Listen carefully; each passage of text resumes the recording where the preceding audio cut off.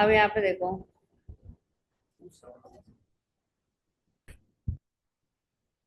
इसमें तुम्हारी टीचर ना कुछ भी वर्ड यूज कर सकती, मतलब थीटा लिख सकती है, फाइ, अल्फा, बीटा, कुछ भी लिख सकती है। इस एंगल को वो कुछ भी नाम बता सकती है, या इसके जगह हम लेटर्स भी यूज कर सकते हैं। तो साइन थीटा है। अब साइन थीटा का फॉर्मूला क्या है? अपोजिट साइड अपॉन हाइपोटेनियस है। ठीक है, ये इसके फॉर्मूलेज है और ये तुम्हें रटना है। तो ये हमेशा अपोजिट अपॉन हाइपोटेनियस होता है साइन थीटा। अब कुछ की टीचर ना उससे पढ़ाती है परपेंडिकुलर, बेस और हाइपोटेनियस। हाइपोटेनियस तो हाइपोटेनियस है, परपेंडिकुलर तुम्हें पता है, ये जो अपोजिट साइड है ना ये परपेंडिकुलर है, और बेस क्या हो जाएगा तुम्हारा? एडजेसेंट। पर मेरा रिकमेंडेशन ये है कि प्लीज ये वाले लर्न कर लो, क्योंकि एनसीईआरटी में यही मेंशन्ड है। एनसीईआरटी में पीवीएच वाले फॉर्मूलेस नहीं बता रखे। अगर तुम अपनी एनसीईआरटी खोलोगे और जाओगे फॉर्मूलेस में, तो जो मैं पढ़ा रही हूँ वही उन्होंने लिखा है। अब तुम कहोगे फर्क क्या पड़ता है मैम? फर्क मैं समझाती हूँ कि जब तुम्हारे एंगल्स चेंज होते हैं ना, आधे बच्चों को यही नहीं समझ में आता कि अब परपेंडिकुलर कौन है, अब बेस कौन है। मतलब मैंने हर साल ऑब्जर्व किया है, मैं बच्चों को ऑप्शन देती हूँ, देखो यहाँ पे तो इन्होंने यही लिखा है जो मैं लिख रही हूँ, कि अपोजिट, एडजेसेंट, हाइपोटेनियस, यही वर्ड्स दिखेंगे जो मैं लिखने वाली हूँ। अब जब टेस्ट की बारी आती है ना, तो मैंने ऑप्शन दे रखा है कि तुम्हारी मर्जी है। अगर तुम्हें अपने टीचर के फॉर्मूले समझ में आते हैं तो तुम अपने टीचर्स के फॉर्मूले यूज कर लो, क्योंकि मुझे तो दोनों ही फॉर्मूलेज आते हैं, बट वो कंफ्यूज हो जाते हैं। तो बेटर ये रहेगा कि तुम ये वाले लर्न कर लोगे जो मैं बता रही हूँ, तो इसमें कोई तुम्हारे कंफ्यूजन के चांसेस नहीं है, तुम्हारे आंसर्स कभी गलत नहीं आएंगे जो फॉर्मुलेस मैं बता रही हूँ। और जो मैं बता रही हूँ वो एनसीईआरटी वाले बता रही हूँ, मतलब मैं बाहर वाले नहीं बता रही हूँ। क्योंकि मैंने देखा है 95% तुम्हारी टीचर यही सिखाएंगी कि पीबीएच, परपेंडिकुलर, हाँ, बेस और हाइपोटेनियस वाले फॉर्मूले। और मैं कौन से सिखा रही हूँ? जो एनसीईआरटी वाले हैं। अब सेम कोसाइन है, तो मैं कोसाइन नहीं लिखूंगी, अब मैं क्या लिखूंगी? कॉस। Cos theta. ठीक है। हाँ, हाँ, बी कभी 90 नहीं होगा ये कभी। ठीक है। अब यहाँ पे इसका फॉर्मूला क्या आएगा? इसका फॉर्मूला है एडजेसेंट साइड अपॉन हाइपोटेनियस, ऐसा है। ठीक है, मैं अब शॉर्टकट लिख रही हूँ। टेंजेंट को हम क्या लिखेंगे? Tan theta. तो इसका फॉर्मूला क्या आ जाएगा? अपोजिट अपॉन एडजेसेंट साइड आ जाएगी। ठीक है। को टेंजेंट क्या हो गया? कॉट थीटा हो जाएगा। ये इसी का उल्टा है, तो एडजेसेंट ऊपर आ जाएगा, अपोजिट नीचे आ जाएगा। को सेकेंड का शॉर्टकट क्या आएगा? कोसेक थीटा आएगा। याद रखना है, कोसेक थीटा ना साइन का रेसिप्रोकल है, ऐसे याद रखा करो, ये एक दूसरे के रेसिप्रोकल है। कोसेंट सी से स्टार्ट होता है, तो ये किसका रेसिप्रोकल है? एस वाले का। मतलब साइन और कोसेंट तुम्हारे, मतलब साइन और कोसेक तुम्हारे क्या है? रेसिप्रोकल है। तो मैं इसके फॉर्मूले को क्या कर दूंगी? उल्टा कर दूंगी। तो मेरा फॉर्मूला क्या हो जाएगा? हाइपोटेनियस अपॉन अपोजिट साइड आ जाएगी। ठीक है। और सेकंड किसका रेसिप्रोकल होगा? ये एस है, तो ये सी का रेसिप्रोकल है। तो कोसेक और तुम्हारा जो कॉस है वो आपस में रेसिप्रोकल है, तो सेक का फॉर्मूला क्या बन जाएगा? हाइपोटेनियस अपॉन एडजेसेंट बन जाएगा। समझ में आया? ये एक दूसरे के रेसिप्रोकल्स हैं, ये तुम्हें याद रखने पड़ेंगे।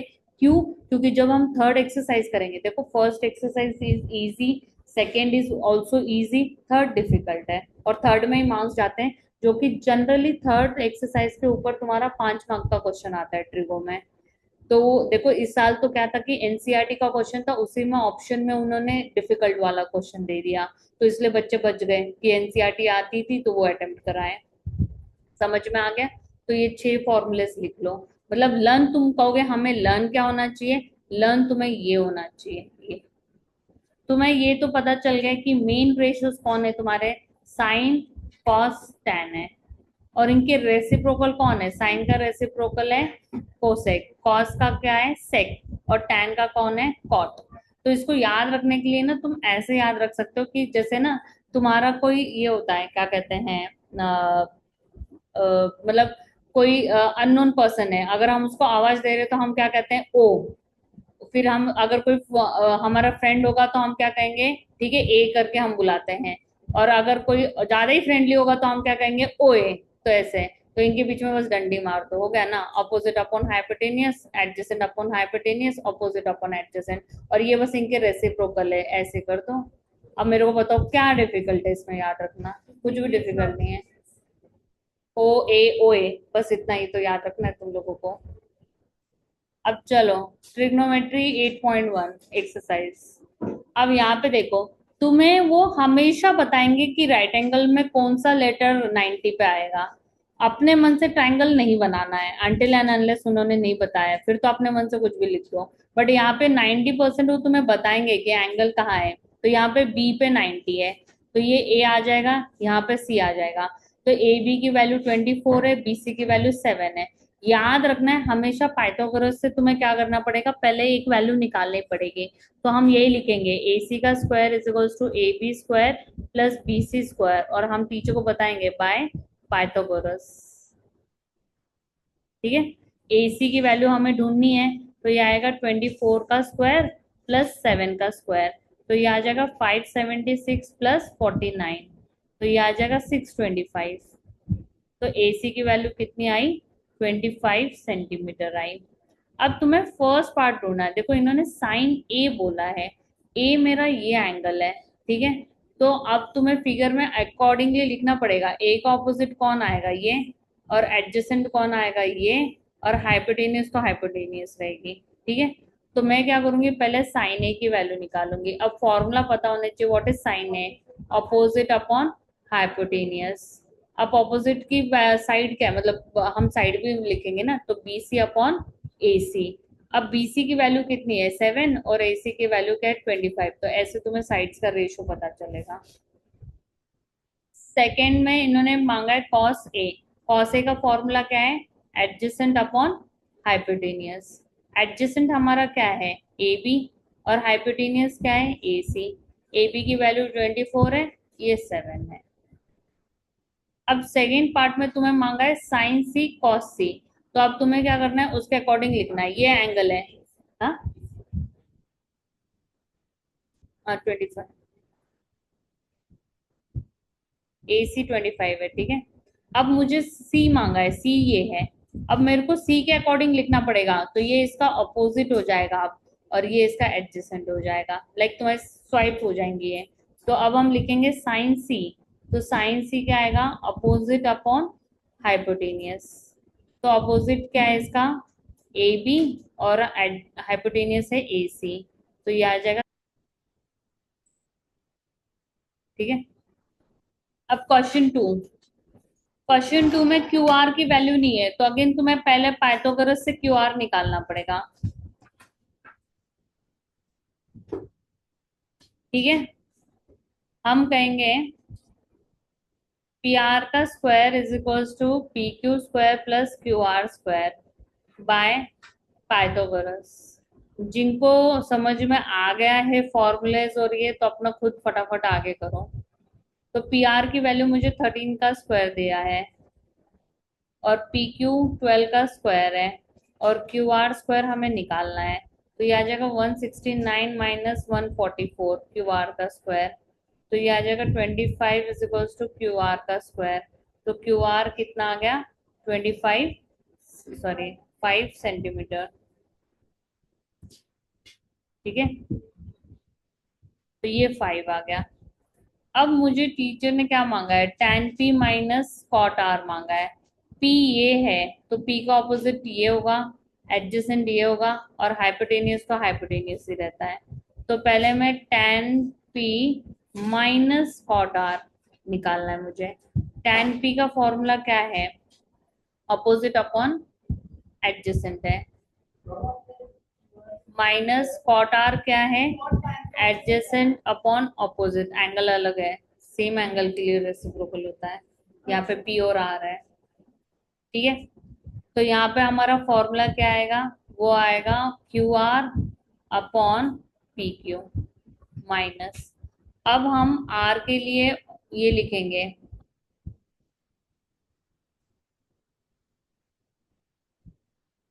अब तुम कहोगे आपको कैसे पता चलता है कि मेरी, मतलब मुझे कैसे पता चला कि मेरी गलती हो गई है, क्योंकि साइड्स कभी माइनस में नहीं होता है ना, रेशियोज कभी माइनस में होता है। तो मेरा आंसर माइनस में आ रहा था, तो मुझे पता चल गया कि मैंने कोई गड़बड़ करी है। तो आंसर कितना है, 0 हो गया। अब देखो क्वेश्चन 3।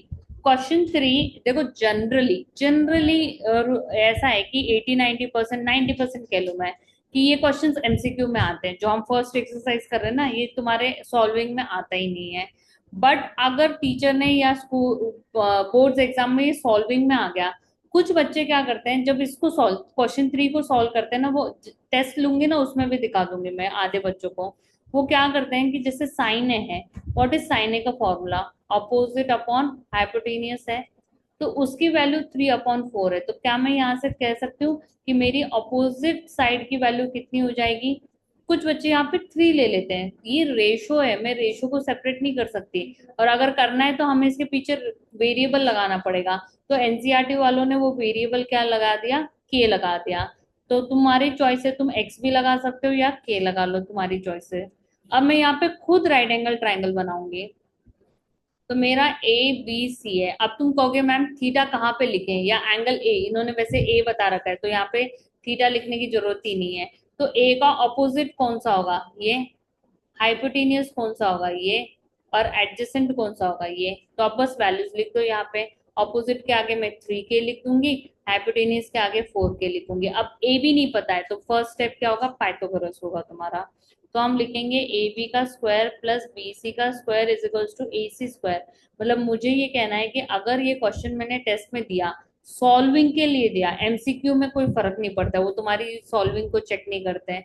बट अगर ये वन मार्कर का तो होता ही नहीं, 2 मार्कर के क्वेश्चन में ये क्वेश्चन आ गया और तुम वेरिएबल लगाना भूल गए, तो 0 मार्क्स है, मैं पहले बता रही हूँ। आंसर आएगा, आंसर में प्रॉब्लम नहीं है, आंसर वही आएगा जो आना चाहिए, बट तुम्हें मार्क्स 0 मिलेंगे।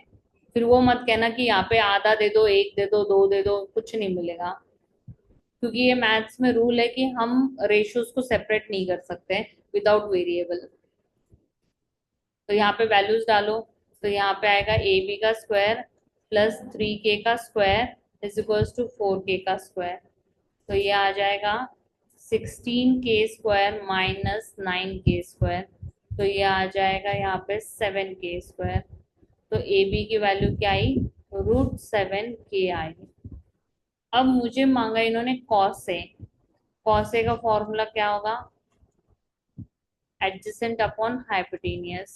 तो एडजेसेंट क्या है हमारा, √7k, और हाइपोटेनियस क्या है 4k, तो के कैंसिल हो गया। और फिर tan ए क्या है, अपोजिट अपॉन एडजेसेंट। तो हमारा अपोजिट क्या है 3k, और एडजेसेंट क्या है √7k, तो के कैंसिल हो गया। तो 3/√7 आंसर है, यहाँ पे √7/4 आंसर है।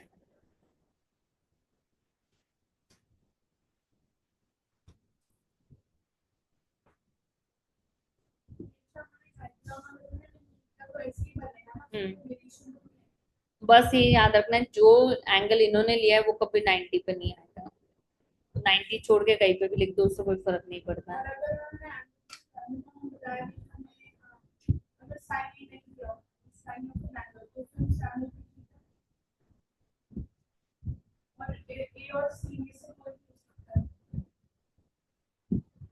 मतलब किसी बच्चे ने सी के पोजीशन पे लिख दिया तो भी उसका यही आंसर आएगा, उससे कोई फर्क नहीं पड़ रहा है।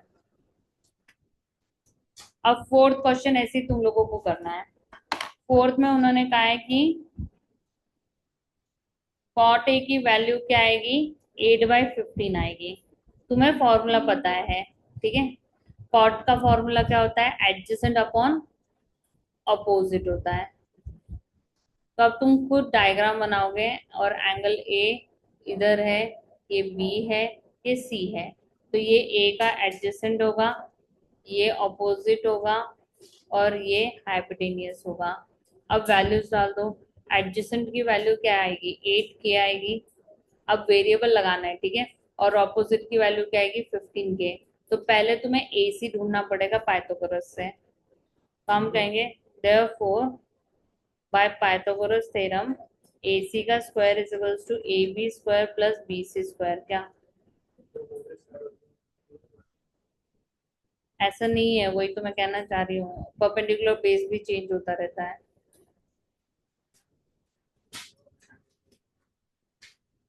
हाँ मतलब फॉर, हाँ अच्छा ठीक है, हाँ। तो 64k square plus 225k square. तो ये आ जाएगा 289k स्क्वायर। आधे बच्चों को यही नहीं पता 289 किसका स्क्वायर है, ठीक है। तो ये आ जाएगा 17 का स्क्वायर है, 17k। अब तुम्हें मांगा क्या है, साइन ए और सेक ए मांगा है, तो साइन ए का फॉर्मूला क्या है, अपोजिट अपॉन हाइपोटेनियस। तो अपोजिट 15k है, हाइपोटेनियस 17k आया, तो कैंसिल होके 15/17 आ गया। सेके ये आ जाएगा, सेके कॉस का ऑपोजिट होता है, तो ये आ जाएगा हाइपोटेनियस अपॉन एडजेसेंट। हाइपोटेनियस हमारा 17k है और एडजेसेंट 8k है। ठीक है, अब फिफ्थ देखो, फिफ्थ में सेक थीटा मांगा है, तो 13/12 है। तुम्हें पता है सेक थीटा का सेक किसका रेसिप्रोकल है, कॉस का, तो यहाँ पे क्या आएगा, एडजेसेंट अपॉन हाइपोटेनियस आएगा। तो अब तुम्हारी मर्जी थीटा कहाँ लिखना है तुम्हें। सपोज मैंने इसको थीटा लिख दिया, तो ये मेरा अपोजिट हो जाएगा, ये एडजेसेंट हो जाएगा और ये हाइपोटेनियस हो जाएगा। ठीक है, तो मेरे पास वैल्यूज क्या है, हाइपोटेनियस की 12 है के, ठीक है, एडजेसेंट की है 13k। कुछ तो गड़बड़ हो गई, उल्टा लिखना था, हाइपोटेनियस अपॉन एडजेसेंट। ठीक है, तो सेक थीटा का फॉर्मूला है हाइपोटेनियस अपॉन एडजेसेंट, तो ये 13k आएगा और ये 12k आएगा। अब हमें ए बी निकालना है, तो अगेन हम लिखेंगे therefore by Pythagoras theorem A C का square is equals to A B square plus B C square. तो ये आ जाएगा 13k का square is equals to A B square plus 12k का स्क्वायर। तो ये आ जाएगा 169k square minus 144k square, तो ये आ जाएगा 25k स्क्वायर। तो ए बी की वैल्यू कितनी आ गई, 5k। ठीक है, अब मैं तुम्हें एक तरीका बताऊं, जब भी ऑल रेशियोज आते हैं ना, मैं क्या करूंगी, साइन निकालूंगी, tan निकाल लूंगी। तुम कहोगे कॉस क्यों निकाला, क्योंकि सेक ऑलरेडी कॉस का उल्टा है, तो 3 निकाल लो, बाकियों को रेसिप्रोकल से लिख दो, तो तुम्हारी टीचर नहीं, तुम्हारे को मार्क्स नहीं कट कर सकती वो। ठीक है, तो पहले मैं साइन निकालूंगी, मैं कहूंगी sine theta opposite upon hypotenuse है, तो वो कितना आएगा, 5k/13k। तो के कैंसिल होके 5/13 आया। तो तुम्हें सिंपली ये लिखना है यहाँ पे इसके आगे कि कोसेक इज 1/sin थीटा, ये ऐसे रेसिप्रोकल है, तो हम इसको लिख देंगे 1/5/13 विच इज 13/5 ऐसे।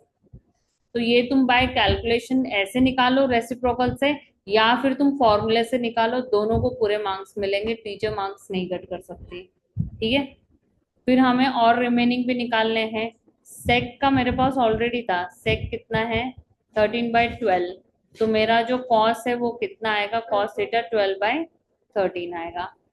अब मुझे tan निकालना पड़ेगा, tan थीटा क्या आएगा, tan थीटा आएगा अपोजिट अपॉन एडजेसेंट, तो इसकी वैल्यू आएगी 5k/12k, तो के कैंसिल होके 5/12।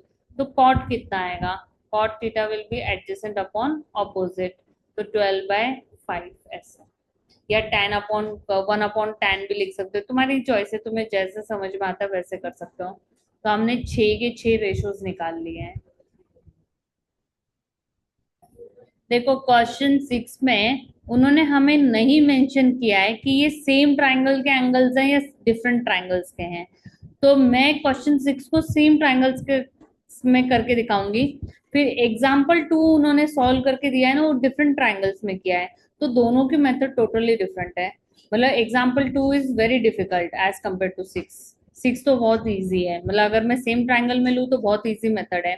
प्रॉब्लम ये है कि आज तक ऐसा क्वेश्चन बोर्ड में आया ही नहीं है, तो हमें यही नहीं पता कि वो सेम ट्राइंगल में देंगे या डिफरेंट ट्राइंगल में देंगे।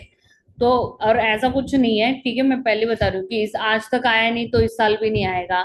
अब वो क्या करने लग गए, जो हमें लगता है ना अच्छा ऐसा नहीं होगा, वो वही देने स्टार्ट कर दिया उन्होंने पेपर में। ठीक है, तो यहाँ पे हम राइट एंगल ट्राइंगल बनाएंगे, और हम ए और बी को एक्यूट एंगल्स बोला है, तो ये दोनों 90 पे नहीं आने चाहिए, तो हम ऐसे लिखेंगे ए बी सी। अब हम यहाँ पे तुम्हें दे रखा है कि cos A is equals to cos B है।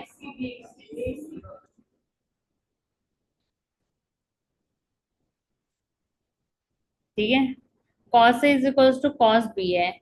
अब हम cos का फॉर्मूला तुम्हें पता ही है, cos का फॉर्मूला क्या है, एडजेसेंट अपॉन हाइपोटेनियस है। A का एडजेसेंट कौन है, AC, और हाइपोटेनियस कौन है, AB। cos B का एडजेसेंट कौन होगा, BC, और उसका हाइपोटेनियस कौन है, AC। ठीक है, हम ज्यादा से ज्यादा टीचर को यहाँ पे लिख देंगे, हमें पता है cos थीटा का फॉर्मूला क्या है, द एडजेसेंट अपॉन हाइपोटेनियस है, तो हमने वही फॉर्मूला यूज करके यहाँ पे किया है, AB। अब AB कैंसिल हो जाएगा, तो AC is equals to BC आया। तुमने क्लास 9 में पढ़ा है, AC का ऑपोजिट साइड कौन है, सॉरी, AC का ऑपोजिट एंगल कौन है, एंगल B, और BC का ऑपोजिट एंगल कौन है, एंगल A। और हम रीजन क्या देंगे, angles opposite to equal sides are equal.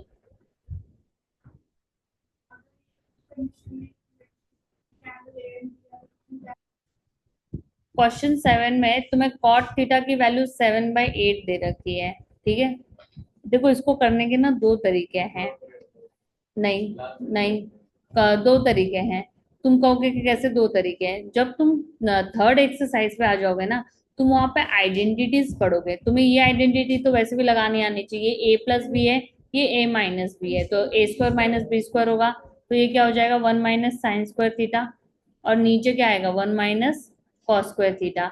मुझे मतलब तुम उस थर्ड एक्सरसाइज में पढ़ोगे, what is 1 - sin² theta, cos² theta, and what is 1 - cos² theta, sin² theta. फिर ये क्या बन गया, कॉस अपॉन साइन, ये भी तुम वहां पे पढ़ाऊंगी मैं तुम लोगों को, ये ऐसे आ जाएगा, cos upon sine is cot actually में, तो ये कॉट थीटा का स्क्वायर हो गया, तो सिंपली ये 7/8 का स्क्वायर हो गए, ये 49/64 हो गया। तो हम फर्स्ट पार्ट को ऐसे करेंगे, ऑब्वियसली देखो पेपर में तो तुम्हें तब तक तुम सब कुछ ही पढ़ चुके होगे, अभी के लिए क्या है कि जिनको ये नहीं, ऑब्वियसली किसी को भी नहीं आता ये, तो तुम लोग क्या करोगे, फिर इसका ट्राइंगल बनाओगे, कॉट थीटा है तो फिर ऐसे लिखोगे, यहाँ पे 90, इसको थीटा बोलोगे।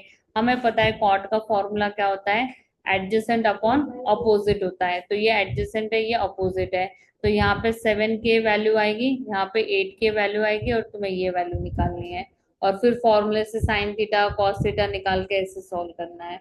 तो ये लेंदी हो गया, तो हम इसको दो तरीके से सॉल्व कर सकते हैं, चॉइसेस तुम्हारी कि तुम्हें किससे करना है। नहीं, पेपर में दिक्कत नहीं ना, अभी के लिए दिक्कत ये है कि तुम्हें फॉर्मूले से नहीं पता है, जैसे अब मैंने लिखा ना, व्हाट इज 1 - sin² थीटा cos²थीटा, फिर तुम्हें पता होना चाहिए कॉट थीटा क्या है, कॉस अपॉन साइन है, तो ये सारा मैंने बताया ना, बस ये प्रॉब्लम है। पेपर में कोई प्रॉब्लम नहीं है, पेपर में उनको पूरे मार्क्स देने पड़ेंगे। ठीक है, तो समझ में आ गया, जिसको मैंने लिखा है वो कॉपी करना है वो करो, और नहीं तो मैंने सेकंड मेथड भी बताई, जो अभी तक करते आए थे वही मेथड है, और कुछ नहीं है। ठीक है, और सेकंड में भी सेम ही आंसर आएगा, cot² थीटा है तो तुम cot थीटा की वैल्यू को स्क्वायर कर दो, तो ये आएगा 49/64। तो अब हम इसको क्या करेंगे, cot A की वैल्यू को लिखेंगे 4/3, तो तुम टीचर को खुद ही लिख दोगे, व्हाट इज tan A, 3/4। ठीक है, तो LHS को तो हम डायरेक्ट सॉल्व कर सकते हैं, हम कैसे लिखेंगे, 1 - tan² है। अब ना चेक के क्वेश्चन में हमेशा तुम लोग ना आमने सामने लेके चलते हो, तुम्हें क्या पता कि पहले से इक्वल है वो, तो चलेगा नहीं, अलग अलग लिखना होता है ऐसे। तो ये आ जाएगा 1 - 9/16 अपॉन 1 + 9/16। अब इसका एलसीएम लो, तो 16 - 9/16, 16 + 9/16, 16 कैंसिल, तो ये आ जाएगा 7/25। अब आरएचएस सॉल्व करने के लिए मेरे को टेबल पता होना चाहिए, ठीक है, उसके बिना कर सकते हैं बट बहुत लेंदी है, तो हम टेबल नहीं, सॉरी, ट्राइंगल के साथ से करेंगे हम, ABC, तो यहाँ पे एडजेसेंट अपॉन अपोजिट, ए का एडजेसेंट,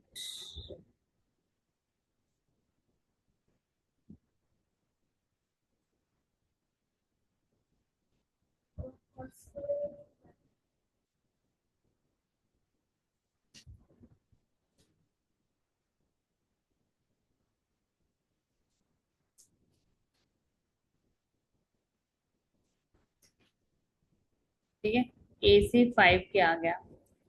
अब मुझे cos A की वैल्यू निकालनी है, तो वो आएगा एडजेसेंट अपॉन हाइपोटेनियस, तो 4K अपॉन 5K, 4/5। साइन ए आएगा opposite upon hypotenuse, 3K upon 5K। और अब हमें RHS सॉल्व करना है।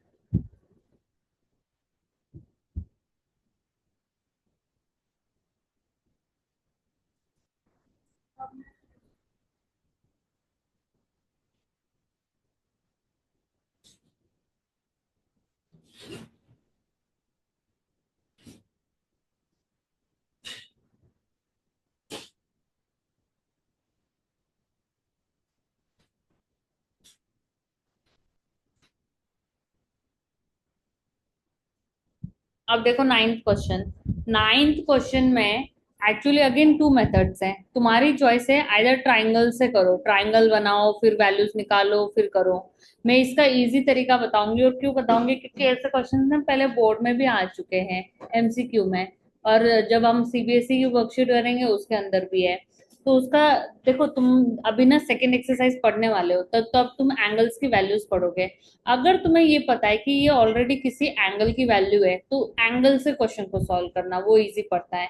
मुझे पता है ये tan ए एंगल में आता है, जैसे ये तुम दो बच्चे तो पढ़ चुके हो, तो तुम्हें पता है कि ये किसकी वैल्यू है, tan 30 की वैल्यू है ये। ठीक है, हम लिखेंगे ऐसे, मतलब तुम कहोगे सॉल्व कैसे करना है इसको, तो हम कहेंगे tan A is equals to 1/√3 है। 1/√3 tan की वैल्यू कब होती है, जब एंगल 30 है। तुम कहोगे हमें नहीं पता है, तो ये हम सेकेंड एक्सरसाइज में अभी पढ़ने वाले हैं। तो यहाँ पे ना tan tan कैंसिल हो गया, कैंसिल करना नहीं है, मैथ्स में अलाउड नहीं है। हम अपने माइंड में tan tan काट देंगे, तो A की वैल्यू कितनी आई, 30 आई।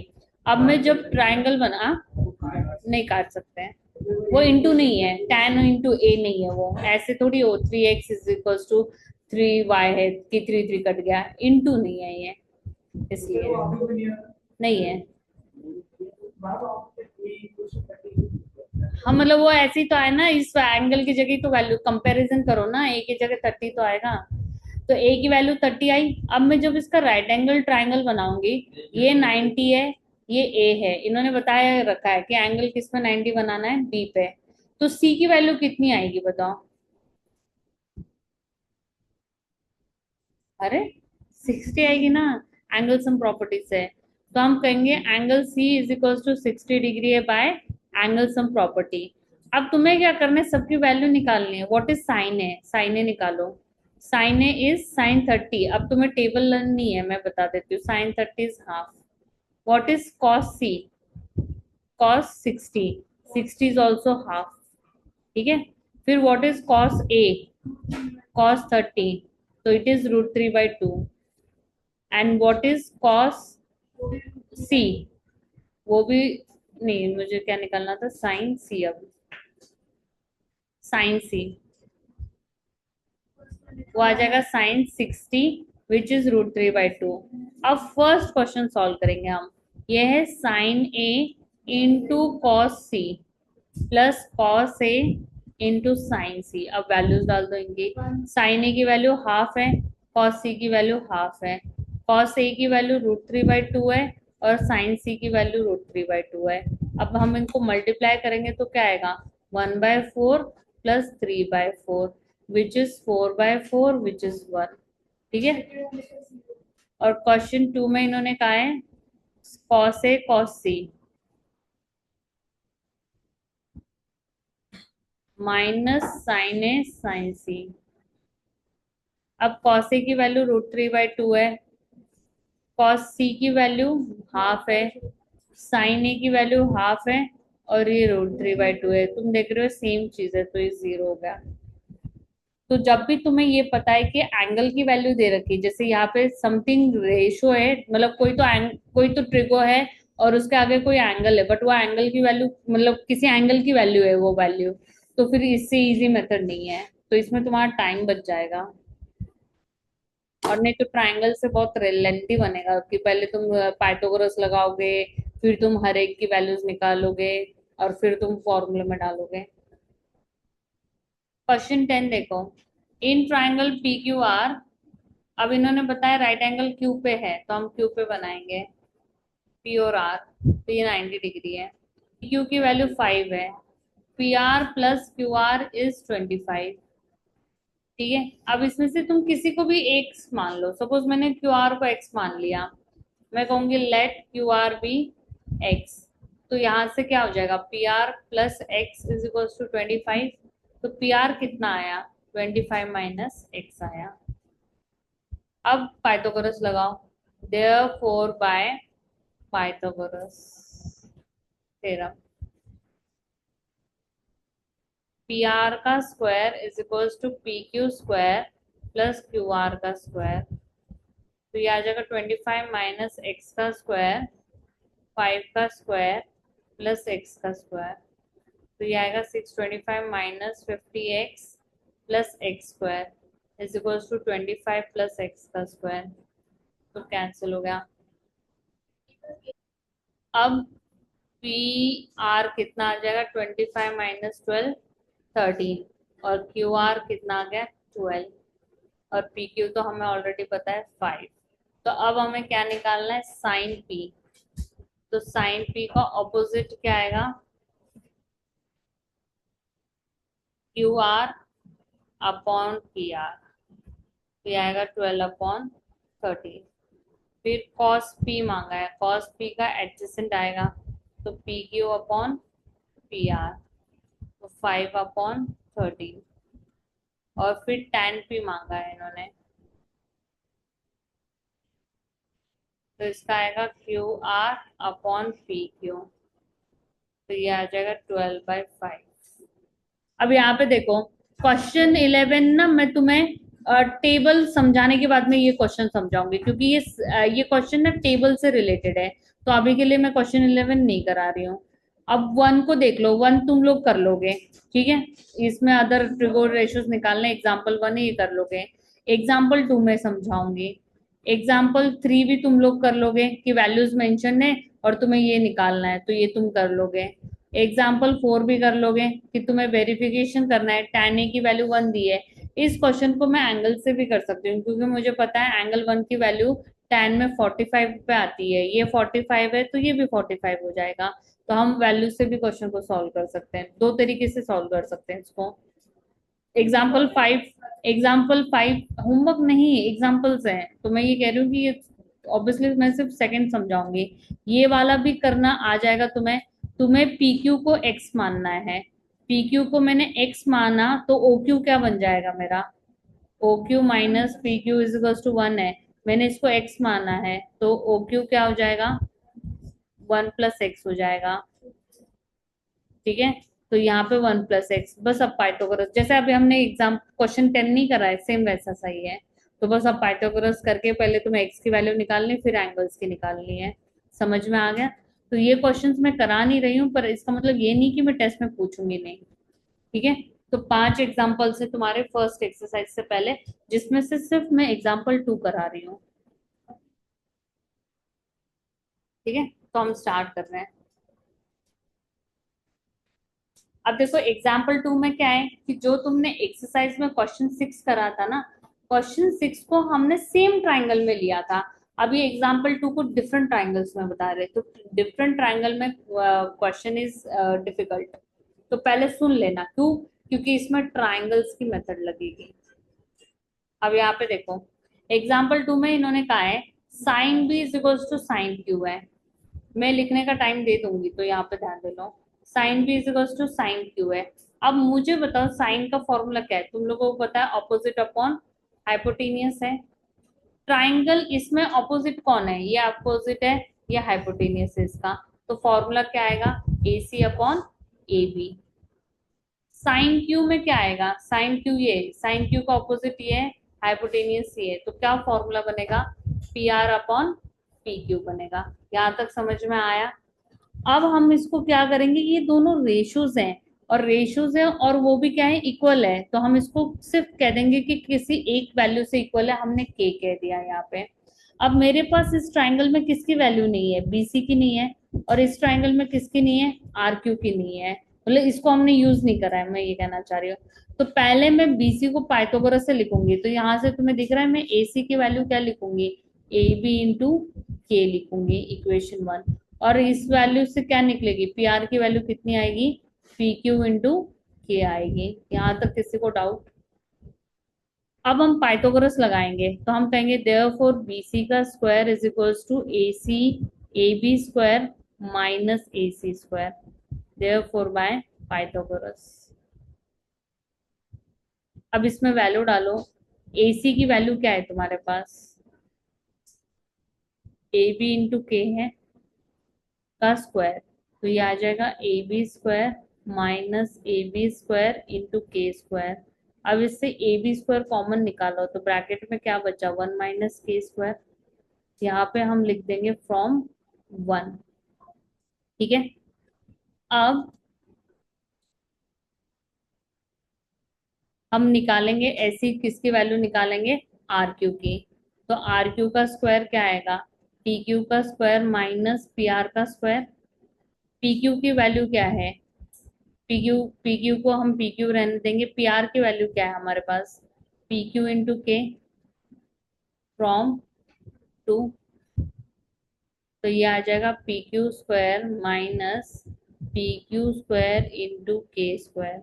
अब इसमें से पी क्यू स्क्वायर कॉमन निकालो, तो ब्रैकेट में क्या आया, 1 - के स्क्वायर। अब इनका रेशो ले लो तुम।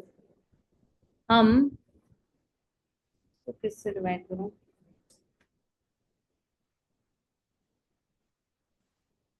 हम कहेंगे डिवाइडिंग इक्वेशन 3/4। तो ये क्या आएगा, B C square upon R Q square is equals to A B square upon 1 - K का square upon P Q square 1 - K का स्क्वायर। ये कैंसिल हो गया। अब ये रेशो सेम आया, और यहाँ पे ना इनकी जगह भी इंटरचेंज करेंगे हम, इसको इधर भेजेंगे, इसको इधर। तो यहाँ से क्या आ जाएगा, मतलब इसके नीचे ये भी लिखना है, तो मैं कैसे लिखोगे, A C upon P R is equals to A B upon P Q. ठीक है। इसको मैं इक्वेशन 1 कहूंगी, ये 2 हो जाएगा, ये 3, ये 2, ये 3, और ये फ्रॉम 3, और ये 5/5। ठीक है। अब यहाँ पे कंपेयर करो 1 और 2 को, तो मैं यहाँ पे लिख सकती हूँ B C upon R Q is equals to A B upon P Q, और इसको 6 कह दूंगी मैं। अब हम कहेंगे देयरफॉर फ्रॉम 1 and 2, 1 and 6। 1 में कौन किसके इक्वल था, A B upon P Q किसके इक्वल है, A C upon P R के। और यहाँ पे A B upon P Q किसके इक्वल है, B C upon R Q के। तुम्हें दिख रहा है तीनों साइड, तीनों डिफरेंट ट्राइंगल्स के साइड्स के प्रोपोर्शन है। तो therefore triangle A B C similar हो जाएगा ट्राइंगल पी क्यू आर को, किससे, by triple S similarity criterion. और therefore angle B is equals to angle Q हो जाएगा।